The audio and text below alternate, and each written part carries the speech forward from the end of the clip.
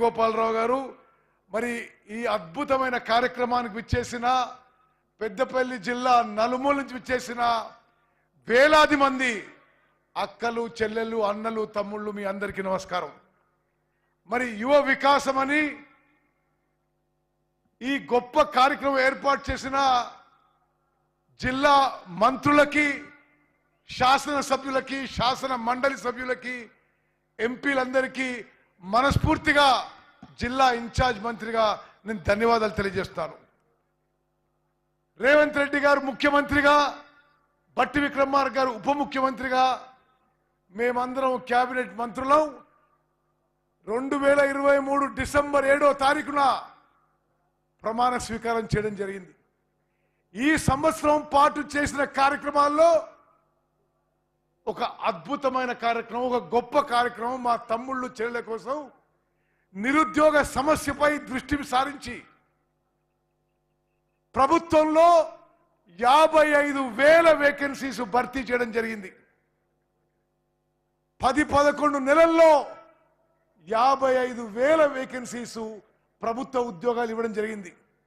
ఈరోజు ఈ యువ వికాస కార్యక్రమంలో మరో 9,000 నియామక పత్రాలు అపాయింట్మెంట్ లెటర్స్ కూడా ఇవ్వడం జరుగుతుందని చెప్పి నేను చాలా గర్వపడి మనం చేస్తున్నాను। అదేవిధంగా యువత కోసం 10 ఏళ్ల పాటు ఒక్క టీచర్ రిక్రూట్మెంట్ కూడా జరగలేదు। 10 ఏళ్ల పాటు ఒక్క టీచర్ రిక్రూట్మెంట్ కూడా జరగలేదు। 10 నెలల్లో రేవంత్ రెడ్డి గారు బట్టి విక్రమార్క గారు ఈ కాంగ్రెస్ ప్రభుత్వంలో 11,000 టీచర్ల నియామకం జరిగింది। అదేవిధంగా ప్రైవేట్ రంగంలో ఉద్యోగాలు కల్పించడానికి ముఖ్యమంత్రి రేవంత్ రెడ్డి గారు ఉప ముఖ్యమంత్రి బట్టి గారు ఇండస్ట్రీస్ అండ్ ఐటీ మంత్రి శ్రీధర్ బాబు గారు వారి నాయకత్వంలో 10,000 కోట్ల పెట్టుబడి రాష్ట్రానికి రావడం జరిగింది। కొన్ని లక్షల ఉద్యోగాలు ప్రైవేట్ రంగంలో కల్పించబడుతున్నాయి।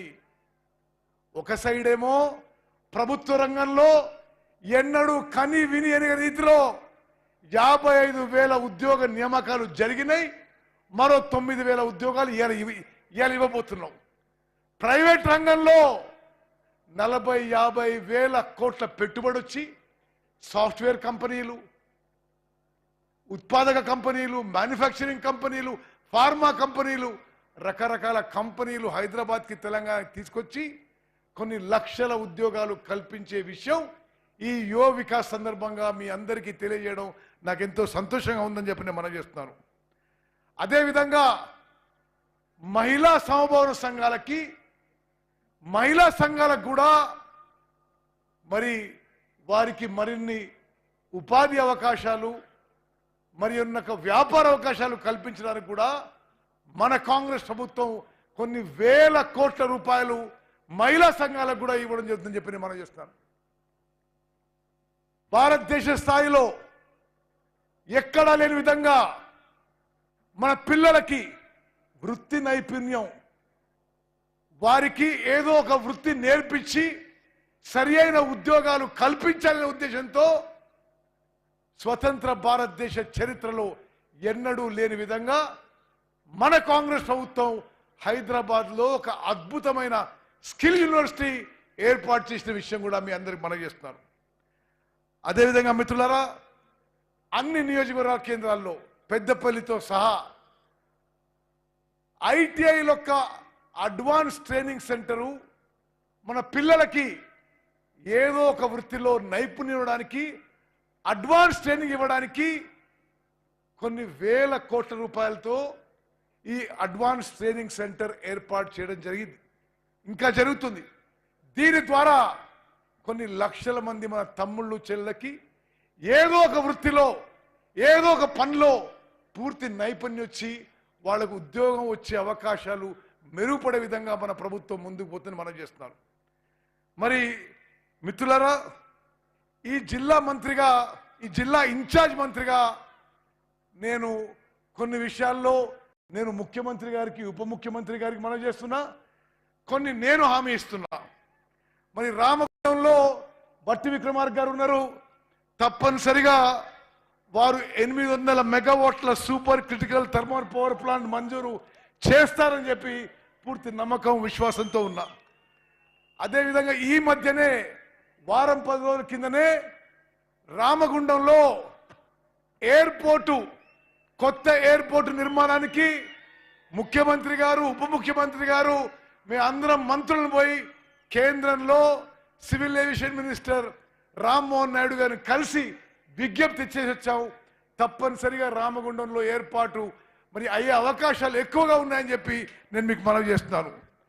అదేవిధంగా మరి మీ శాసనసభ్యులు, మీ అభిమాన నాయకులు విజయ రమణారావు గారు, రాజ్ ఠాకూర్ గారు ఒక 3-4 నెలల నుంచి రోజు దాన్ని సతాయిస్తున్నారు. వాళ్ళ కోరిక మేరకు పాలకుర్తి లిఫ్ట్ ఇరిగేషన్ స్కీమ్కి, అదేవిధంగా పత్తిపాక రిజర్వాయర్కి డీటెయిల్డ్ ప్రాజెక్ట్ రిపోర్ట్కి పని మొదలుపెట్టినాం.